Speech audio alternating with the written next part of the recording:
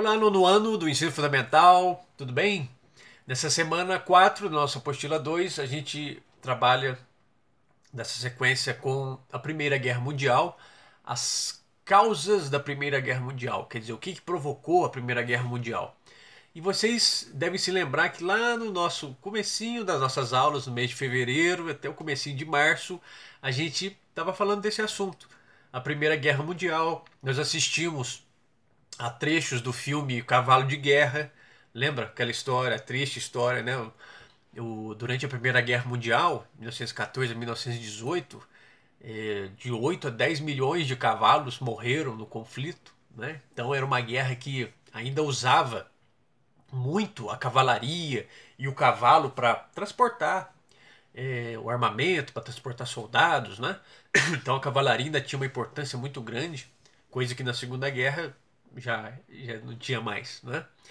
E então a gente já tinha estudado, começado a estudar por aí, né? A Primeira Guerra Mundial e as causas da Primeira Guerra Mundial. E nessa semana 4 da nossa apostila 2, nós temos ali, mais uma vez, a retomada desse assunto. O primeiro grande evento do século XX, né? O primeiro grande evento do século XX que muda realmente o curso dos acontecimentos. E o que causou, afinal de contas, a Primeira Guerra Mundial? A gente já tinha feito alguns vídeos lá na semana 1 e na apostila 1 sobre esse assunto, né? Mas a gente retoma aqui que a grande palavrinha para a gente entender esse conflito é o imperialismo. Então, a gente retorna ali no século XIX, por volta de 1850, 1860, com a segunda Revolução Industrial e com a necessidade de que vários países tinham de conseguir matérias-primas, de conseguir combustível, né, e de conseguir mercados consumidores para os seus produtos industrializados. Então o que acontece? Várias nações centrais, né, desse sistema industrial, principalmente a Inglaterra, a França, tá? E um pouquinho depois a Alemanha e a Bélgica, né? Então esse movimento ele vai crescendo, mas nós temos aí esse eixo mais ou menos, né? Depois a Itália entra, mas bem bem mais no final do século XIX e tal. A Rússia vai passar por um processo de mudanças muito rápidas também. Essa industrialização da Rússia vai demorar mais, mas vai ser muito rápida no começo do século XX. Então, essas nações estavam concorrendo entre si no posto de potências industriais e militares. Só que para você construir um exército poderoso, para você ter uma indústria forte, você precisa ter acesso a recursos. E aí que entra o chamado imperialismo, porque essas nações industriais vão repartir vários territórios, territórios estratégicos, e alguns desses territórios já estavam sob domínio dessas potências bem antes do século XIX, bem antes da segunda revolução industrial. Mas aí vai ser uma ocupação e uma exploração maior, e isso vai ser oficializado principalmente na chamada Conferência de Berlim de 1884 e 1885, que inclusive é a atividade 1 dessa nossa apostila da semana 4. Essa prática de controle, né, de novas colônias é o chamado neocolonialismo, o novo colonialismo, que é este imperialismo europeu. O Japão entra também ali por volta de 1870, o Japão começa também a se tornar uma grande nação no sentido de expansão militar. O Japão começa também a se tornar uma sociedade industrial. Então, esses países, Alemanha, Rússia, França, Inglaterra, mais o Japão, né, vão ser os grandes centros desse movimento. É um xadrez, né, que existe ali. E a atividade 1 nossa traz duas ilustrações sobre. Primeiro tem uma pizza, né, em que nessa conferência de Berlim existe a repartição, né, a China é repartida entre essas potências e o chinês fica ali olhando, né, sem saber muito bem O japonês fica olhando, né, porque ele não fica com um pedaço, e o chinês atrás assustado, né, porque eles estão dividindo esse território de acordo com os interesses de cada um, claro, sem consultar essas populações locais. E na imagem 2 o continente africano ele é puxado como se fosse um tapete, né? Cada um puxando para o seu ladinho. Então você vê ali o português, o espanhol, o inglês, o alemão puxando, cada um puxando para si um pedacinho para explorar esse pedacinho. Que é esse movimento é o chamado neocolonialismo. É um novo movimento de colonização, mas dessa vez de uma fase que é a chamada fase industrial, que é a fase da segunda revolução industrial.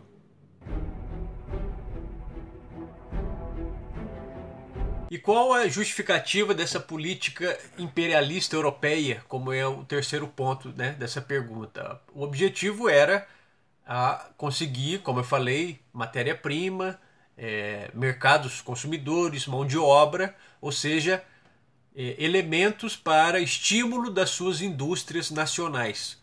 E a justificativa era civilizar essas populações. Então, a grande justificativa europeia para esse movimento de ocupação, de exploração desses territórios, era de que esses povos que habitavam nesses territórios eram povos primitivos, inferiores, que não usariam aqueles recursos que estavam ali, né, se oferecendo, e que os europeus, por outro lado, teriam, portanto, direito de explorar esses territórios, e isso justificaria a ocupação.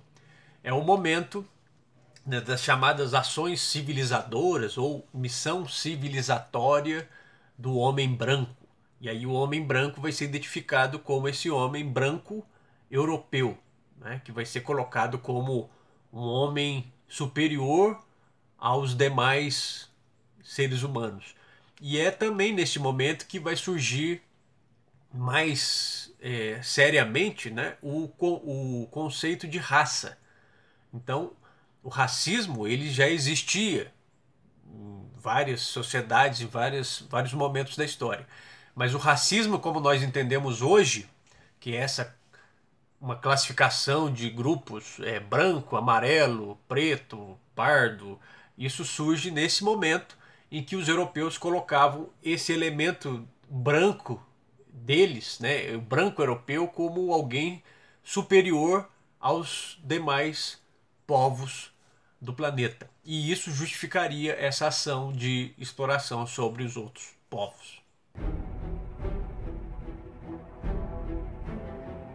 Além do imperialismo, nós temos outros pontos que justificam a Primeira Guerra Mundial, como o nacionalismo, por exemplo, estão ligados, né? Mas o nacionalismo, que é essa ideia da defesa do povo e do território, a defesa da história de um povo, de uma pátria, isso vai estimular muitas rivalidades entre nações europeias, o que também justifica o conflito da Primeira Guerra Mundial. Então essas rivalidades nacionalistas vão ser um grande elemento também para o conflito da Primeira Guerra. A atividade 2 ela é uma sequência da nossa semana anterior, que a gente falava sobre o feminismo, sobre direitos das mulheres. A Primeira Guerra ela deslocou uma quantidade imensa de homens, e principalmente de homens jovens, para o conflito. Existem estatísticas de homens de até 20 anos, homens que tinham nascido, né, até a partir de 1890, cerca de 20, em alguns lugares, um em cada quatro morreu na Primeira Guerra Mundial. Então, em algumas regiões, a população masculina ela desapareceu, não tinha mais homem. E isso abriu espaço para as mulheres assumirem vários, não apenas postos de trabalho, mas também o comando de postos de trabalho. Isso começa em algumas regiões com escolas, com hospitais, e em outras regiões até mesmo atividades industriais que eram até então a coordenação dessas atividades, principalmente uma função masculina. Então isso abre, a Primeira Guerra abre um espaço muito grande para a participação feminina. E também as lutas de vários movimentos de mulheres por igualdade ou por garantia de direitos vai ganhar força com com o conflito, e principalmente depois da Primeira Guerra Mundial, né? Porque aí essas mulheres vão assumir esses postos e vão consolidar as suas lideranças e a sua importância e, obviamente, não queriam voltar, né, no tempo e perder esse reconhecimento. Portanto, vários desses movimentos de mulheres por lutas de igualdades e tal, vai abrir um espaço ali nesse período da Primeira Guerra Mundial, e a atividade 2 fala justamente disso. Né? Então, os pontos que estão ali colocados mostram mulheres trabalhando em fábricas, né? Mostram é, mulheres gerenciando fábricas, né? Mulheres administrando, e isso vai ter uma importância muito grande, não apenas nas potências envolvidas na Primeira Guerra, mas também para o restante do mundo. E, inclusive, como a gente falou também na última semana, aqui no Brasil, isso vai ter uma repercussão muito grande em nações que não participaram diretamente da Primeira Guerra, mas que vão receber influência desses centros principais lá que travaram esse conflito. E a nossa atividade 3 ela é uma atividade mais voltada para a questão das consequências político-econômicas para 7 potências, até então potências, que travaram, que foram os principais eixos da Primeira Guerra Mundial. E, por exemplo, a Áustria-Hungria e o Império Turco desapareceram após a Primeira Guerra Mundial. Foi o fim desses impérios. Né? A Alemanha ela saiu derrotada, porque apesar de provavelmente ter sido um empate nos campos de batalha, mas o Tratado de Versalhes impôs uma derrota à Alemanha, porque ela foi a grande responsabilizada pela Primeira Guerra Mundial. A França, a Inglaterra e a Rússia saíram como os vencedores, apesar de que a Rússia abandonou a Primeira Guerra em 1917 porque vivia sua revolução interna.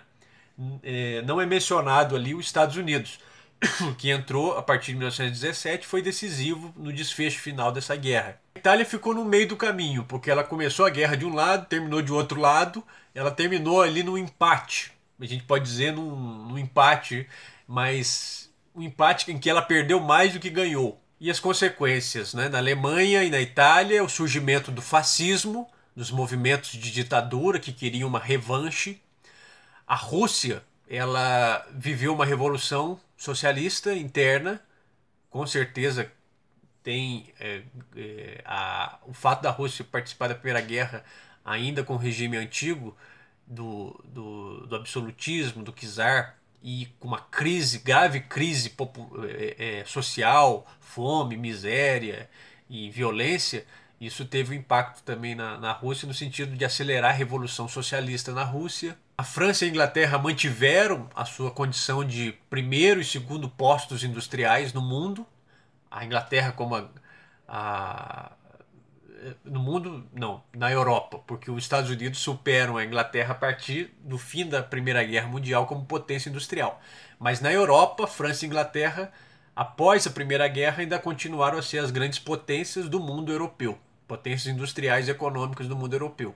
E o Império Austro-Húngaro e o Império Turco-Otomano desapareceram. Então eles perderam a guerra e quais as consequências? Acabaram. Não conseguiram se manter aquela estrutura antiga de séculos, né, do Império Austro-Húngaro e do Império Turco-Otomano.